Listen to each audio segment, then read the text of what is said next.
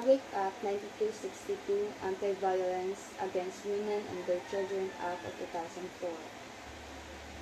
Scope of presentation, what is VAUSI, who are protected, types of violence, assistance to victims, protection order, battered women syndrome. Legal basis. 1987 Constitution, the state values the dignity of women and children and guarantees full respect for human rights.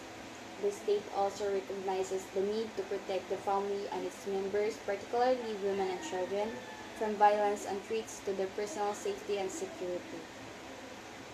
What is VAUSI? Any act or a series of acts committed by any persons against a woman within or without the family abuse, which result in or is likely to result in physical, sexual, psychological harm or suffering, or economic abuse, including threats of such acts, battery, assault, coercion, harassment, or arbitrary deprivation of liberty. So VAUSI stands for Violence Against Women and Children. It refers to any form of abuse, physical, emotional, sexual, or psychological that harms women and children, often leaving deep scars that go beyond the visible wounds. It can happen in homes, school, workplaces, or even online, and it takes away a person's sense of safety and dignity. Who are protected?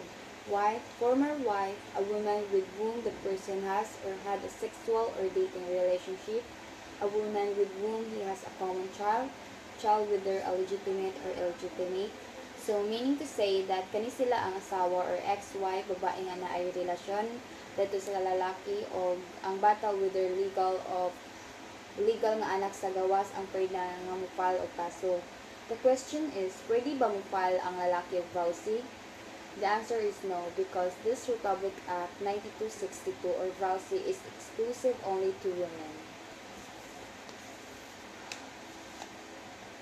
Okay, let's proceed to 4 types of violence, but I will be discussing physical and sexual violence. The other types will be discussed by Azalia.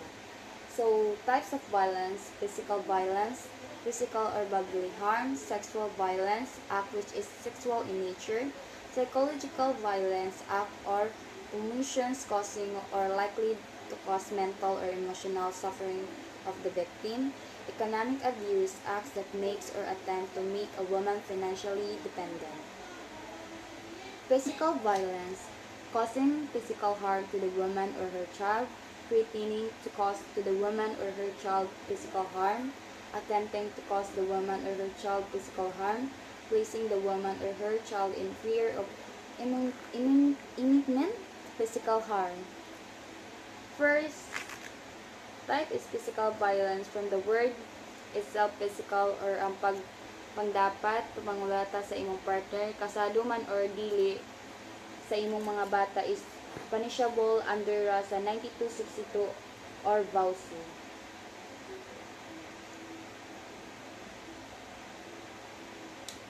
So, sexual violence, causing or attempting to cause to the woman or her child to engage in any sexual activity which does not constitute rape, by force or threat of force, physical harm, or through intimidation directed against to the woman or her child or her or his immediate family. Causing or attempting to cause the woman or her child to engage in any sexual activity which does not constitute rape, by force or threat of force, physical harm, or through intimidation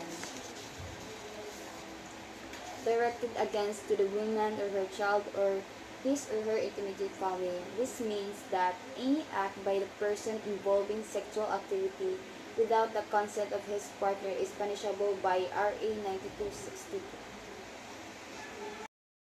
Psychological violence, threatening to deprive or actually depriving the woman or her child of custody to her or his family.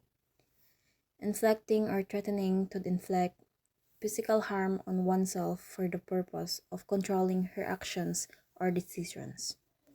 Engaging in purposeful, knowing, or reckless conduct, personally or through another, that's alarm or causes substantial emotional or psychological distress to the woman or her child. Examples: stalking or following the woman or her child in public or private places, destroying their property and personal belongings, or inflicting harm to animals or pets of a woman or her child. Economic abuse: depriving the woman or her children of financial support legally due her or her family, or deliberately providing the woman's children insufficient financial support, depriving the woman or her child of a legal right, preventing the woman in engaging in any legitimate profession, occupation, business, or activity, or controlling the victim's own money or properties, or solely controlling the conjugal or common money or properties. So, economic abuse, also called financial abuse, is a form of control where one person restricts another's access to financial resources, making them financially independent. For example, controlling finance: taking control of someone's income, refusing to let them access their own money, or forcing them to hand over their salary. Assistance to victims: medical assistance, counseling, and legal assistance. Protection order, issued for the purpose of preventing further acts of violence against a woman or her child and granting other necessary relief. Type of protection order: barangay protection order, temporary protection order, and permanent protection order. So, protection order is a legal order issued by a court to safeguard individuals from harm, abuse, or threats, usually in case of domestic violence, harassment, or stalking. It restricts the offender's actions to prevent further harm to the victim. Battered woman syndrome: a psychological condition and describes a pattern of behavior that develops in victims of domestic violence as a result of serious long-term abuse. So here are the cycle of violence: tension building phase, acute battering incident, transgil loving phase. So stop violence against women. Stopping violence against women is a global movement aimed at preventing and addressing physical, emotional, sexual, and economic abuse against women. This violence can happen in homes, workplace, public space, and online, affecting women of all backgrounds.